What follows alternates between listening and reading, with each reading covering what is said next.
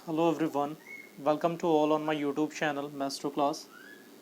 आज मैं आपसे डिस्कस करने जा रहा हूँ ईडियम एंड फ्रेजेस की एक लिस्ट जो अप्रॉक्स 28 क्वेश्चंस है इस सीरीज़ में और बहुत ही अच्छे क्वेश्चंस हैं। तो आइए प्रैक्टिस करते हैं सेशन को।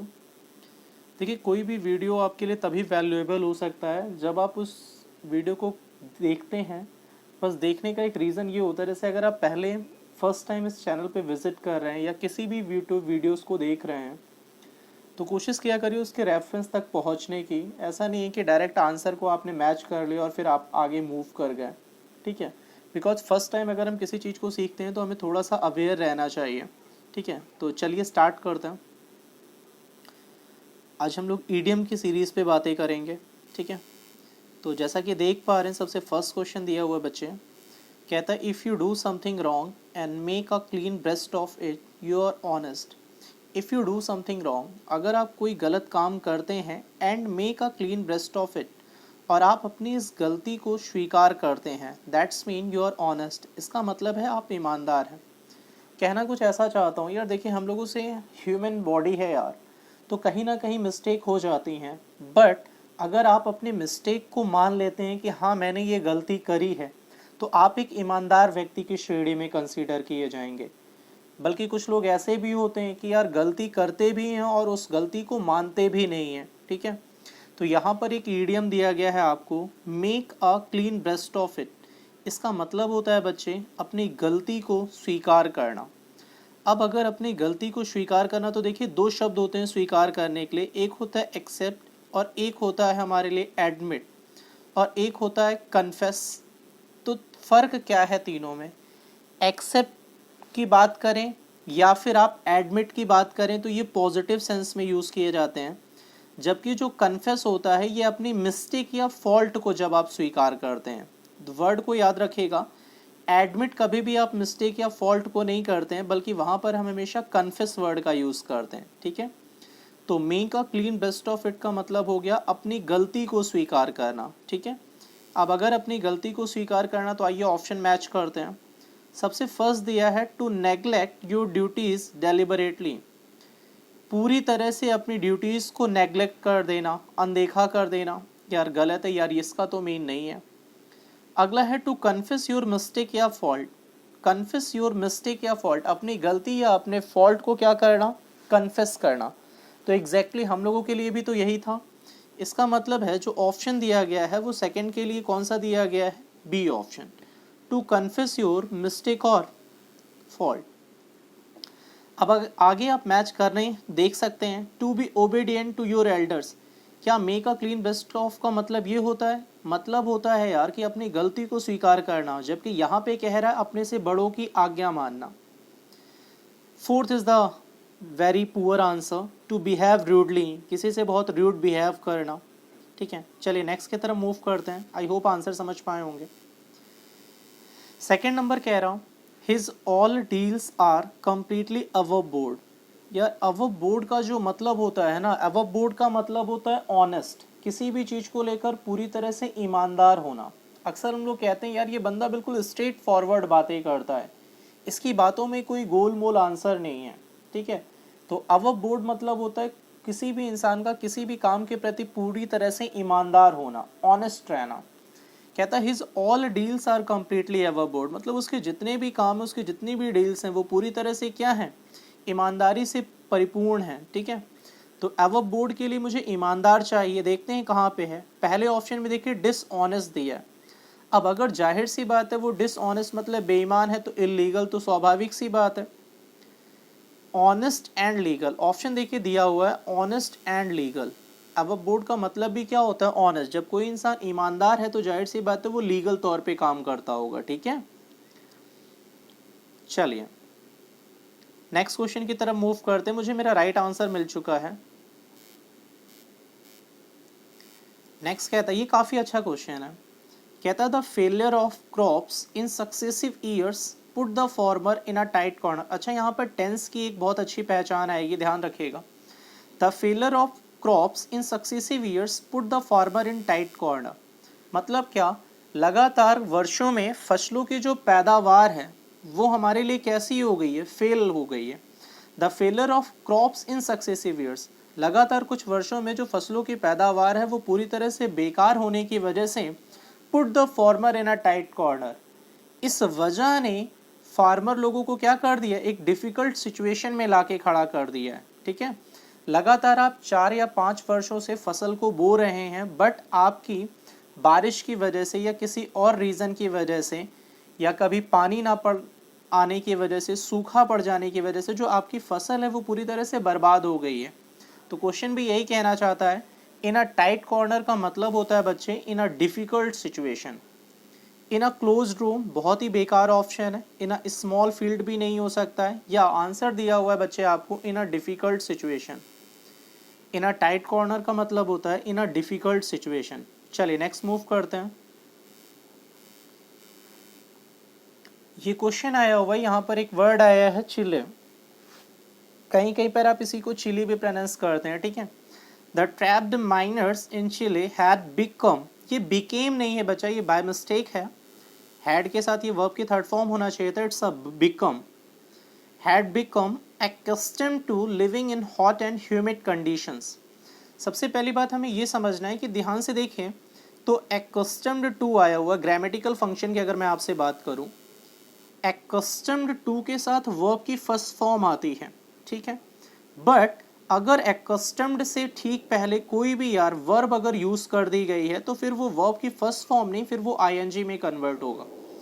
The trapped miners in Chile had become accustomed। अब देखिए accustomed से ठीक पहले यार हेल्पिंग वर्ब आ चुकी है, तो accustomed के बाद जो भी सेक्शन आएगा वो जिरंड में चला आएगा। ठीक है, ऐसा कहते हैं प्रीपोजिशन के बाद ing, बट क्यों है तो ये याद रखेगा। ठीक है, चलिए जैसे आप अक्सर कहते हैं he used to tell a lie, he used to tell a lie, वो झूठ बोला करता था। बट अगर मैं कह दूं ही इज यूज्ड टू, तो अब हमें टेलिंग अ लाई करना पड़ेगा। ठीक है, चलिए अगले सेक्शन की तरफ मूव करते हैं।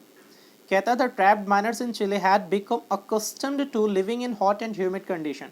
दरअसल में जो चिले है ये साउथ अमेरिका कॉन्टिनेंट में पाया जाता है, और वहाँ के जो जितने भी जनजातियाँ हैं, वहाँ पे रहने वाले जो लोग हैं वो पूरी तरह से क्या हैं, हॉट एंड ह्यूमिड कंडीशन में रहने के क्या हो चुके हैं, आदी हो चुके हैं। ठीक है, एक्कस्टम टू होता है किसी भी चीज़ को लेकर पूरी तरह से फैमिलियर हो जाना, आदी हो जाना। ठीक है, फैमिलियर हो जाना। तो कह रहा है to be familiar and accepting as normal. ध्यान दीजिएगा, एक्कस्टम टू किसी भी चीज़ को लेकर फैमिलियर होना। तो आंसर देखिए फर्स्ट वन दिया है A option, to be familiar and accepting as normal. अक्सर हम लोगों की आदत होती है, कभी कभी हम लोग बहुत ज़्यादा अच्छी फैमिली से बिलोंग नहीं करते हैं अगर, तो गर्मियों के मौसम में यार हम लोग बहुत आदी हो जाते हैं उसी सिचुएशन में। जबकि कोई अनदर पर्सन जो बहुत ज़्यादा रिच फैमिली से बिलोंग करता है, अचानक से अगर वो हम लोगों के रूम में आता है तो यार उसे बड़ा अनकम्फर्ट होता है।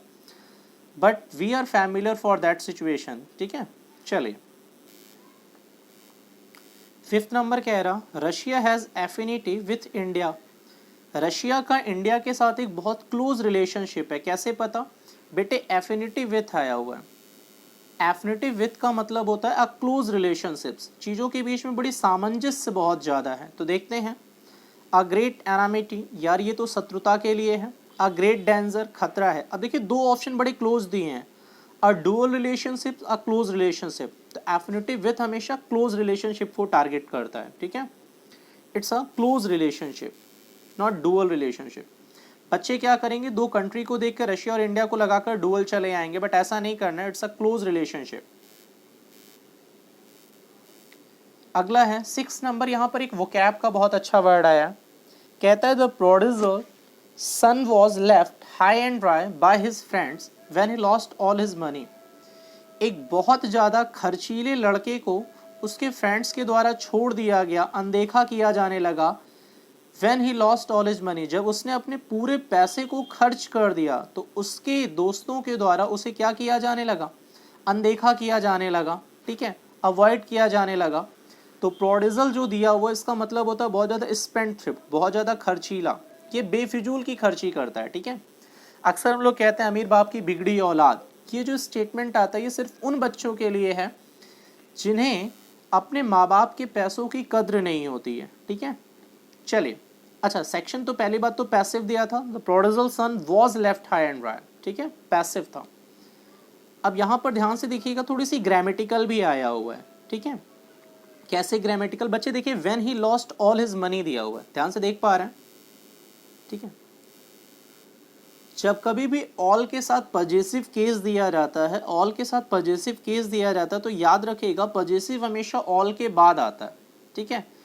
कहने में बड़ा अच्छा लगता है उसके सभी पैसे, ठीक है, या उसके पूरे पैसे, तो हम कहते हैं हिज ऑल मनी, गलत है बच्चे ये। ग्रामेटिकल जिन बच्चों की आदत होती है ना वर्ड टू वर्ड लिखने की, उनके लिए बहुत ज़्यादा प्रॉब्लम करता है। हिज ऑल मनी नहीं, ऑल हिज मनी, ठीक है, ऑल के बाद पजेसिव एडजेक्टिव आता है। चलिए, तो लेफ्ट हाई एंड ड्राई का मतलब होता है किसी को अनदेखा करना, किसी को पूरी तरह से छोड़ देना, तो नेग्लेक्टेड दिया हुआ देखिए, ठीक है। वाउंडेड नहीं हो सकता, डिप्रेस्ड नहीं हो सकता, क्यों नहीं हो सकता, रीजन आप जान रहे, वाउंडेड घायल होने के लिए होता है, डिप्रेस्ड बहुत ज़्यादा परेशान होने के लिए होता है, अलोन अकेला, और नेग्लेक्टेड कुछ बच्चे अलोन को भी टेक कर रहे होंगे, ठीक है, तो नेग्लेक्टेड पूरी तरह से किसी को क्या कर देना, नेग्लेक्ट कर देना। चल,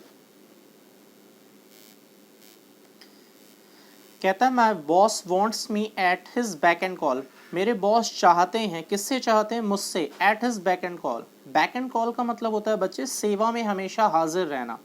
मेरे बॉस मुझसे चाहते हैं कि जब वो कोई ऑर्डर दें तो मैं उनके ऑर्डर के लिए तुरंत रेडी रहूं, ठीक है। जैसे हम लोग किसी रेस्टोरेंट में जाते हैं तो अक्सर आप लोग वेटर को जब कोई ऑर्डर देते हैं तो आपके मन में ये बात रहती है कि जैसे ही आपने ऑर्डर दिया तुरंत आपके टेबल पे आपने जो भी ऑर्डर किया है वो आपके पास आ जाए, ठीक है। तो ये होता है, आप रेस्टोरेंट में जाते हैं तो आपके लिए जो वेटर होता है वो बिल्कुल at once back and call की पोजीशन में होता है, ठीक है। एक्चुअली ये इडियम पूरा है at once back and call, one के साथ अपॉस्ट्रोफी एस जाता है, वो वन किसी भी पर्सन के लिए हो सकता है, ठीक है। तो at once back and call होता है सेवा में हमेशा हाजिर रहना। Ready to obey order instantly दिया होता है कहीं कहीं, ready to obey order instantly, या कहीं कहीं पर दिया होता है at service. At once back and call का या तो एट सर्विस दिया होगा या फिर ready to obey order instantly. तो देखिए दिया हुआ है to be at his office, बेकार हो गया, उसके ऑफिस में होना। To be busy with work, काम में बिजी होना, नहीं। To ask for help from other, दूसरों से सहायता के लिए, मदद के लिए कहना, नहीं। To be ready to obey his order, उसके ऑर्डर को मानने के लिए क्या रहना, तैयार रहना, ठीक है। तो योर आंसर इज द सी। चलिए नेक्स्ट मूव करते हैं बच्चे।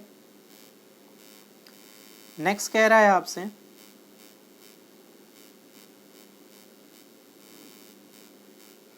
एट्थ नंबर प्रॉब्लम पे चलते हैं। या एट्थ नंबर प्रॉब्लम आपसे कह रहा टर्न अ डीफ ईयर। अब ध्यान से देख पा रहे, ईयर, ईयर होता है सुनने के लिए। अब जब आप किसी की बात को डीफ, आप जानते हैं डीफ और डम्ब दो वर्ड होते हैं, तो डीफ हमारे लिए क्या हो गया, गूंगा या बहरा, व्हाट्स ऑल डीफ। अब अगर आप डीफ के बारे में बात कर रहे हैं तो हमारे लिए वो क्या हो गया, बहरा।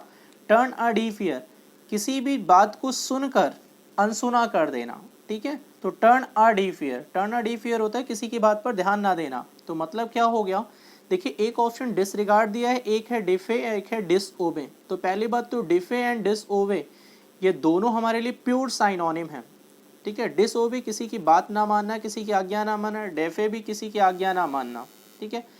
अब डिसरिगार्ड दिया हुआ है, डिसरिगार्ड का मतलब होता है किसी बात को अनसुना कर देना, ठीक है, बात पे ध्यान ना देना। डिसमिस तो बिल्कुल ही बेकार हो गया, ठीक है, किसी को डिसमिस कर देना। तो your answer is the disregard, किसी की बात पे ध्यान ना देना, अनसुना कर देना। अगला है बच्चे, कहता being unable to pay the rent, being unable to pay the rent Patrick left his flat last week bag and baggage. हो सकता है आपको थोड़ा सा यहाँ पे स्लाइड दिख रहा हो, मैं बोल दे रहा हूँ पूरा क्वेश्चन। कहता है being unable to pay the rent, किराए को ना चुका पाने की वजह से Patrick left his flat, Patrick ने अपने फ्लैट को छोड़ दिया last week bag and baggage. Last week Patrick ने अपने फ्लैट को छोड़ दिया bag and baggage. Bag and baggage का मतलब होता है बच्चे पूरी तैयारी के साथ, बुरिया बिस्तरा सहित। मतलब कोई इंसान खुद नहीं गया, जो जो उसके पास मटेरियल इन्वॉन्सेस थे वो सब लेकर चला गया। तो बैग एंड बैगेज होता है विथ ऑल द बिलोंगिंग्स। देखिए एक ऑप्शन दिया विथ ऑल द फर्नीचर, एक ऑप्शन दिया विथ सम नेसेसरी थिंग, कुछ आवश्यक वस्तुओं को लेकर। To run away secretly to save rent, निहायती बेकार आंसर है। कि चुपके से अपने किराए को बचाने के लिए वो वहाँ से चला गया या वहाँ से भाग गया। तो आंसर हो गया bag and baggage with all the belongings. ठीक है, अच्छा ये याद रखिएगा, यहाँ पर ये थोड़ी सी ग्रामेटिकली एरर बनती है कि विथ बैग एंड बैगेज नहीं होता कभी। ठीक है, विथ बैग एंड बैगेज नहीं होता है। ठीक है, विथ ऑल द बिलोंगिंग सही है, लेकिन विथ बैग एंड बैगेज नहीं होता, ग्रामेटिकल एरर है प्रपोजिशन की। चलिए अगला मूव करते हैं। The effort to trace the culprit was a wild goose chase. अब यार कल्प्रिट को ट्रेस करने का वो जो प्रयास था ना, was a wild goose chase. Wild goose chase का मतलब होता है बच्चे एक ऐसा प्रयास जो हमारे लिए व्यर्थ साबित हो। ठीक है, मतलब आप कोशिश तो बहुत कर रहे हैं लेकिन उसका कोई एक पॉजिटिव रिजल्ट नहीं निकल रहा है, अ वाइल्ड गूज चेस। ठीक है, तो it's answer is a futile search. एक ऐसा प्रयास जिसका एक रिजल्ट जो हो ना वो पॉजिटिव ना निकले। ठीक है, आपने बहुत कोशिश की बट आफ्टर दैट आपका सिलेक्शन नहीं हुआ, तो आप ऐसा कहेंगे उस कंडीशंस में जो अदर पर्सन है, जो आपके लेबर को नहीं जानते, वो आपसे क्या कहेंगे, it's a futile search for you. आपने कोशिश तो बहुत की बट आप सिलेक्शन नहीं ले सके, लेकिन हाँ एक तजुर्बा, एक एक्सपीरियंस हो चुका है आपको। ठीक है, तो जेन्युइन एफर्ट नहीं हो सकता। दो ही ऑप्शन बहुत ज़्यादा क्लोज हैं, फ्यूटाइल सर्च या genuine effort. Wild goose chess बेटा जेन्युइन एफर्ट तब होता जब हमारे लिए वो एक पॉजिटिव रिजल्ट देता। अगला कह रहा, after her mother's death she has been in hot water. उसके माँ की डेथ के बाद she has been in hot water, वो पूरी तरह से परेशानी में डूब गई है, वो बहुत परेशान हो चुकी है। ठीक है, इन हॉट वाटर का अब जाहिर सी बात है यार, गर्म पानी अगर होता है तो चीज़ें हमारे लिए परेशानी का कारण बनती हैं, बहुत आसानी होती है, बिल्कुल परेशानी। तो in hot water to feel free, बहुत ज़्यादा फ्री महसूस करना, गलत है। हाँ किसी बच्चे को ये लग सकता है to travel through jungles, jungles के बीच से होकर गुजरना। ठीक है, तो राइट आंसर है to be in trouble. In hot water का मतलब टू बी इन ट्रबल। बच्चे इन अलग है, ट्रबल अलग है। ठीक है, बाय मिस्टेक ऐसा हुआ है बुक में। 12 नंबर पे चलते हैं। कहता है टू स्मेल अ रैट। बच्चे ध्यान दीजिएगा, to smell a rat. To smell a rat का मतलब होता है किसी की चालाकी या किसी की योजना, प्लान पे अगर आपको सस्पेक्ट, संदेह हो जाए। टू स्मेल अ रैट का मतलब होता है किसी की चालाकी, किसी की योजना पे आपको क्या हो जाना, संदेह हो जाना कि यार ये इंसान कुछ ना कुछ तो गलत करेगा। तो आंसर हो गया टू सस्पेक्ट अ ट्रिक। कैसे, टू एक्सपीरियंस बैड स्मेल नहीं हो सकता, पूरे स्मेल महसूस करना नहीं। टू मिसअंडरस्टैंड, किसी बात को गलत तरीके से समझना। To see a hidden meaning, किसी अर्थ को, हिडन मीनिंग को समझना है, देख पाना। टू सस्पेक्ट अ ट्रिक, तो your right answer is the two suspect a trick. ठीक है, अक्सर कुछ लोग बहुत अपने आप को समझदार बनते हैं लेकिन हमें उनको लग रहा होता है कि यार ये इंसान कुछ तो गड़बड़ करेगा। ठीक है, उन्हें लगता है कि नहीं यार हम उन्हें नहीं जानते बट हम लोग उनके बारे में कुछ ना कुछ बहुत अच्छे से जानते हैं। ठीक है, टू सस्पेक्ट अ ट्रिक, मन में डाउट रहता है कि ये इंसान कुछ ना कुछ तो गलत करेगा हमारे साथ। अगला है 30 नंबर, some unidentified persons beat the manager black and blue last night. पिछली रात कुछ अज्ञात लोगों ने मैनेजर को बहुत बुरी तरह से पीटा। अब यहाँ पर देखिए बीट की, अब यहाँ पे कुछ बच्चों को ये लग रहा होगा सर ये फर्स्ट फॉर्म है, सेकेंड फॉर्म है, क्या है। बच्चे यहाँ पे लास्ट नाइट, टेंस की ही अगर आपको प्रॉब्लम है तो लास्ट के साथ नाइट दिया हुआ। जब लास्ट दिया हुआ इसका मतलब है टेंस पास्ट इंडेफिनिट। और आपकी इंफॉर्मेशन के लिए बता दूं बीट की सेकंड फॉर्म भी बीट ही रहती है, बीट बीट बीटन होती है। ठीक है, किसी बच्चे के मन में आ रहा होगा सर ये फर्स्ट फॉर्म है क्योंकि सब्जेक्ट प्लूरल है। बच्चे अगर सब्जेक्ट प्लूरल है तो वर्ब प्लूरल तो सही है, लेकिन क्या फिर लास्ट नाइट दिया होना चाहिए था, नहीं। इसका मतलब इस लास्ट ने कंफर्म किया टेंस को। तो some unidentified persons beat the manager black and blue. Black and blue का मतलब होता है बहुत निर्दयता से किसी को पीटना। दो इडियम चलते हैं, एक ब्लैक एंड ब्लू चलता है, एक ब्लैक एंड व्हाइट चलता है, दोनों ही बड़े पॉपुलर हैं। तो अभी ब्लैक एंड ब्लू मतलब निर्दयता से किसी को सजा देना, बहुत क्रूअल वे में किसी को पनिश करना, किसी को मारना। तो वेरी माइल्डली तो नहीं हो सकता है बच्चे, क्योंकि माइल्ड तो पॉजिटिव में चला आएगा। ठीक है, बहुत विनम्रतापूर्ण तरीके से माइल्ड, बहुत सॉफ्टली। और यहाँ पे जब आपने किसी इंसान को पीटा है तो वो क्रूएलिटी होनी चाहिए, तो माइल्ड तो बिल्कुल ही नेग्लेक्ट हो गया। With black rods and blue sticks, यहाँ पे वो बच्चे बड़े कामयाब साबित होते हैं जिन्हें आदत होती है ना जैसा लिखा हो बिल्कुल वैसा आंसर देना। अब ब्लैक लिखा है ब्लैक रॉड्स, चलिए ब्लू लिखा ब्लू स्टिक्स, बेचारे इतने खुश हो जाते हैं कि तुरंत आंसर मार्क आउट कर देंगे। कहिए सेकेंड नंबर ऑप्शन। ठीक है, बट हमें नहीं करना, हमें थोड़ा सा समझना है, मैच्योर बच्चे की तरह आंसर देना। अगला है सी नंबर ऑप्शन देखिए, to punish a wrong person unintentionally, ना चाहते हुए भी किसी गलत इंसान को पीट देना। नहीं बच्चे, जब ब्लैक एंड ब्लू के बारे में बात होती है तो इसका मतलब होता है किसी पर्सन को जिसको आप सच में जानते हैं आपने उसी को पीटा है, ठीक है। तो टू बीट सेवियरली होता है बच्चे, बहुत ज़्यादा निर्दयता से किसी को पीटना। चलिए नेक्स्ट, कहता the story does not hold water. ध्यान दीजिएगा, the story does not hold water. Does not hold water का मतलब होता है कोई भी ऐसी चीज जिस पर आप विश्वास ही ना कर सकें, डज नॉट होल्ड वाटर, ठीक है। ये स्टोरी जो है ना वो इस पर विश्वास नहीं किया जा सकता है। अब अगर विश्वास नहीं किया जा सकता है तो कहां पर दिया हुआ ऑप्शन विश्वास के लिए, सी ऑप्शन देखिए बच्चे, कैन नॉट बी बिलीव, जिसपे क्या ना किया जा सके, विश्वास ना किया जा सके। एक है does not deserve appreciation, appreciation को डिजर्व ही नहीं करती ऐसी स्टोरी, इसका मतलब है यार जाहिर सी बात है जिसपे कोई विश्वास ही ना कर सके, तो एप्रिशिएशन के लिए डोंट बी सेड, कहा नहीं जा सकता, can't be said about that कि इट्स एप्रिशिएशन डिजर्विंग और नॉट। चलिए नेक्स्ट मूव करते हैं बच्चे, या इट वाज अ 14 नंबर, 15 की तरफ मूव करते हैं। कहता है बच्चे, China has progressed by leaps and bounds in the last 10 years. अब फिर से वही बात है, कहता है पिछले 10 वर्षों में चाइना ने बहुत ही ज़्यादा तरक्की करी है। China has progressed last 10 years, ये लगातार पिछले 10 वर्षों से चाइना बहुत तरक्की कर रहा है, ठीक है। अब अगर हम ध्यान से देखते हैं तो यहाँ पे पहली बात तो हैज़ के जगह हैड कर देना चाहिए था, चाइना हैड प्रोग्रेस्ड, ठीक है। हैज़ लगाने का सिर्फ एक जरिया यही है कि अभी तक का वो कर रहा है। China has progress by leaps and bounds in the last 10 years. बच्चे बाय लीप्स एंड बाउंड्स का मतलब होता है दिन दूनी रात चौगनी, किसी चीज़ में तेज़ी से ग्रोथ होना, बहुत तेज़ी से, वेरी क्विकली। जब आपको क्विकली नहीं देता है बच्चे तो रैपिडली वर्ड देता है, रैपिड फायर होता है ना, बहुत जल्द जल्द आंसर दिए जाते हैं। चाइना हैज़ प्रोग्रेस, तो बाय लीप्स एंड बाउंड्स का मतलब हो गया दिन दूनी रात चौगनी बच्चे, ठीक है। अब वेरी क्विकली या रैपिडली आंसर होना चाहिए, तो वेरी स्लोली तो नहीं होगा, इन अ कंटिन्यूअस वे नहीं होगा, वेरी क्विकली, या you, that is your answer, C number is your answer. कहता है ध्यान से बच्चे, माई स्कूल हेडमास्टर, इसे स्टार बना लीजिएगा, बहुत अच्छा क्वेश्चन है ये। कहता है my school headmaster has asked the school staff to do its task by the book. मेरे स्कूल के हेडमास्टर ने स्कूल के स्टाफ से इस टास्क को कंप्लीट करने के लिए कहा, लेकिन कैसे कहा, बाय द बुक, मतलब नियमों को पूरी तरह से फॉलो करते हुए आपको काम को, टास्क को कंप्लीट करना है। जो स्कूल के हेडमास्टर हैं उन्होंने अपने स्टाफ को कोई टास्क दिया और उस टास्क को कंप्लीट करने के लिए कहा कि आप टास्क को कंप्लीट करेंगे बट नियमों को ध्यान में रखते हुए। बाय द बुक का मतलब होता है किसी भी नियम को पूरी तरह से फॉलो करना, ठीक है। तो following rules and regulations strictly, बच्चे बिल्कुल सही आंसर है। हेडमास्टर ने ये नहीं कहा एज पर इट्स विश, जैसी आपकी इच्छा हो आप वैसे कर ले, नहीं, आपको नियम कानून के दायरे में रह के कोई काम करना है, ठीक है। तो it's a yo C option, as per its wish, C option is your answer. चलिए नेक्स्ट मूव करते हैं बच्चे, अ डार्क हॉर्स। आप लोगों ने एक मूवी देखी होगी, the movie was a 3 idiot, ठीक है।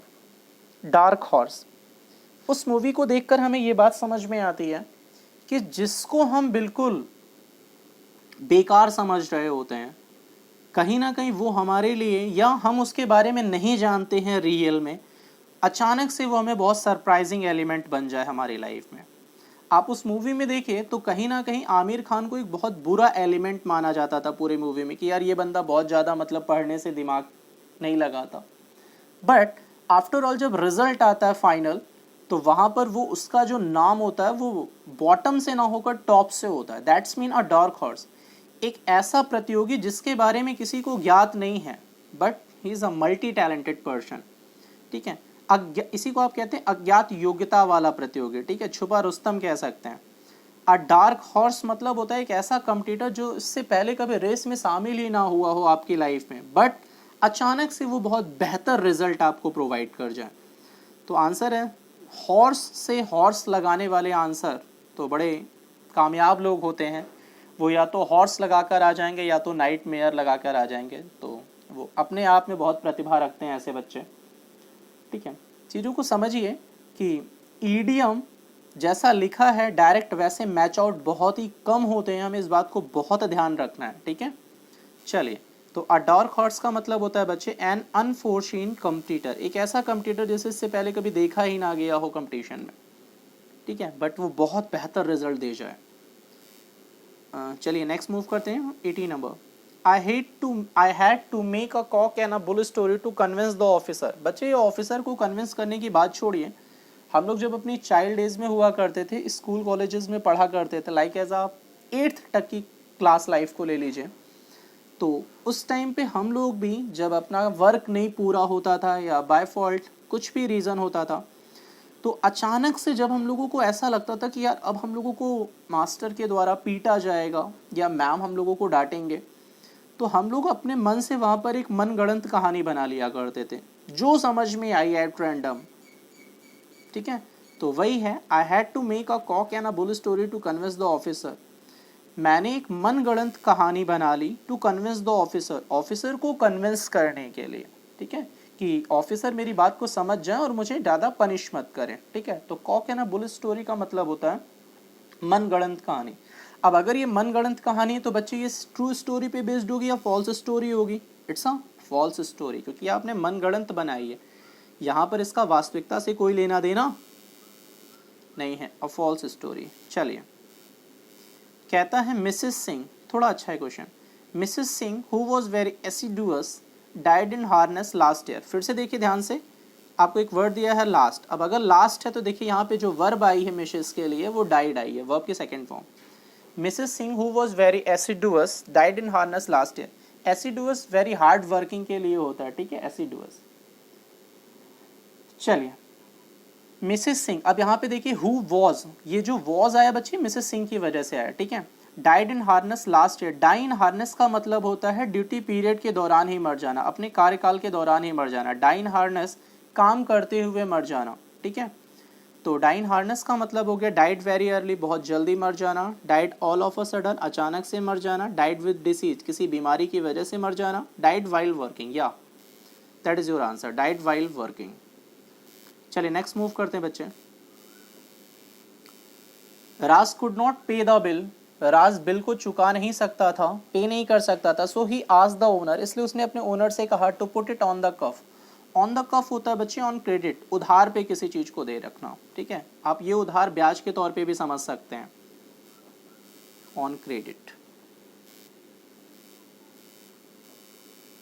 ही always looks full of beans, बहुत अच्छा क्वेश्चन है बच्चे ये, फुल ऑफ बीन्स। आपने एक वर्ड सुना होगा एंथुजियास्टिक, एंथुजियाज्म, एंथुजियाज्म होता है उत्साह से भरा हुआ, बिल्कुल पैशनेट टाइप के जो लोग होते हैं। ही always looks full of beans.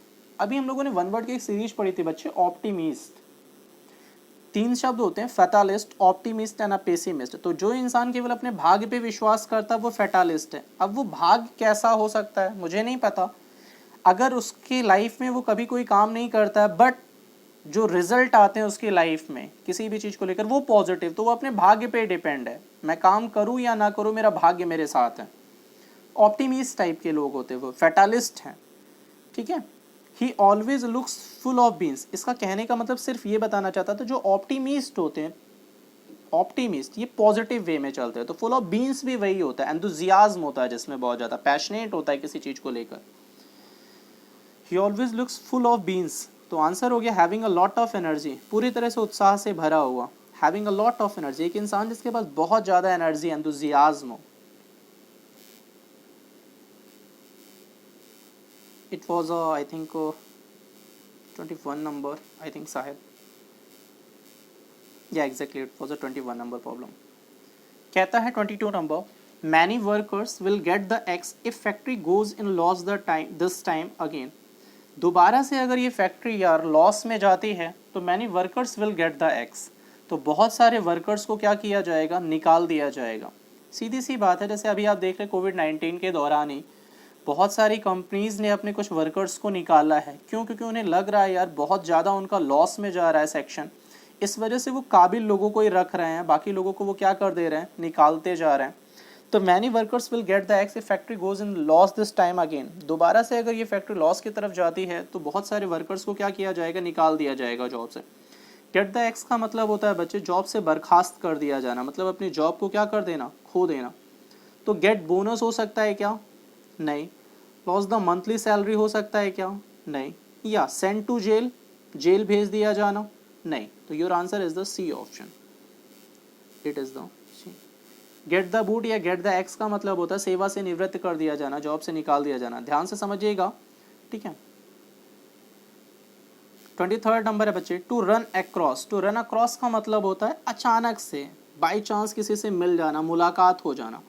Come across आपने सुना होगा, सडनली मीट विद, किसी से अचानक से मुलाकात हो जाना। वैसे टू रन अक्रॉस है टू मीट बाय चांस, किसी से अचानक से मुलाकात हो जाना। To run in the playground, run से रन को मैच करने वालों, शायद हो सकता है आपके मन में आ रहा हो सर सी और डी ऑप्शन मैच करा दीजिए, बट नहीं करा सकता बिकॉज रॉन्ग हो जाएगा, ठीक है। चलिए, oh what a nice question.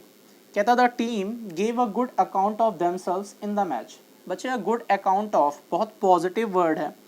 A good account of का मतलब होता है बहुत ठीक ढंग से किसी चीज़ को परफॉर्म किया जाना। The team gave a good account of themselves in the match.